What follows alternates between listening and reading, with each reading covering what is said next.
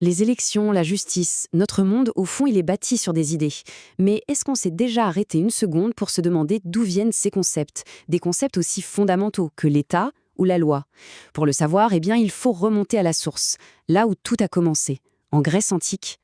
C'est vraiment la question de départ, ça. Comment on en est arrivé à accepter cette structure, cette organisation qui gouverne nos vies? Tous ces mots qu'on utilise sans même y penser, ils ont bien une origine. Et pour trouver les réponses, il faut faire ce voyage en Grèce antique, là où quelques philosophes ont littéralement changé le cours de l'histoire. Alors, notre point de départ, c'est le cœur de la cité-État grecque. Et attention, ce n'était pas juste une ville. Non, c'était un véritable laboratoire politique. Un endroit où les idées les plus dingues étaient débattues et parfois même testées. Imaginez un peu la scène. On est au 5e siècle avant notre ère. C'est là, dans ce qu'on appelle la polis grecque, la cité-État, que tout s'embrase.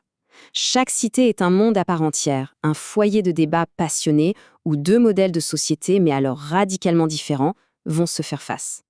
Et quel modèle? D'un côté, on a Athènes, le berceau de la démocratie, où le citoyen est au centre du jeu politique. Et de l'autre, Sparte, l'incarnation de la discipline militaire, où l'État est tout, et l'individu, pas grand-chose.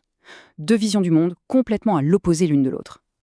Et ce qui est fascinant, c'est que ce choc des idées a forcé les Grecs à se poser, pour la toute première fois, les questions les plus essentielles. Qui, au fond, devrait avoir le pouvoir? Comment ce pouvoir devrait être exercé? Et la plus grande question de toutes, c'est quoi au juste un État juste? C'est dans ce bouillonnement qu'émerge notre premier géant, Socrate. Et son idée, elle, est révolutionnaire. Il va affirmer que la politique et la morale, eh bien, ce sont les deux faces d'une même pièce. Impossible pour lui d'être un bon dirigeant ou même un bon citoyen si on n'est pas d'abord une bonne personne.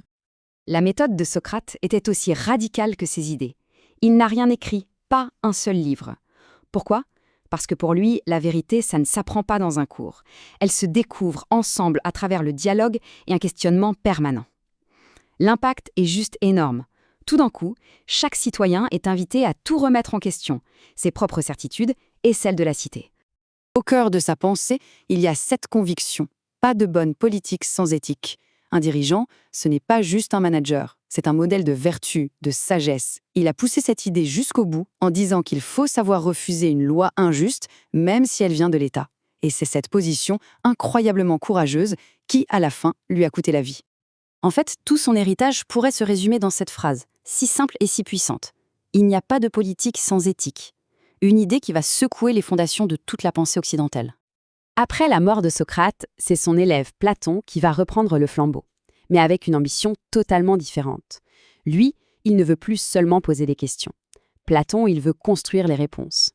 Il se voit comme l'architecte d'une société idéale, pensée dans les moindres détails. Et ce projet un peu fou, il le détaille dans son œuvre majeure, La République. Ce n'est pas juste une critique du système, non, c'est un véritable plan, un blueprint pour un État parfait. Une vision aussi audacieuse que, disons-le, controversée. Alors, comment elle est organisée, cette cité idéale? Platon la divise en 3. Tout en bas, les producteurs, ceux qui créent les richesses. Au-dessus, les gardiens, les soldats qui protègent la cité.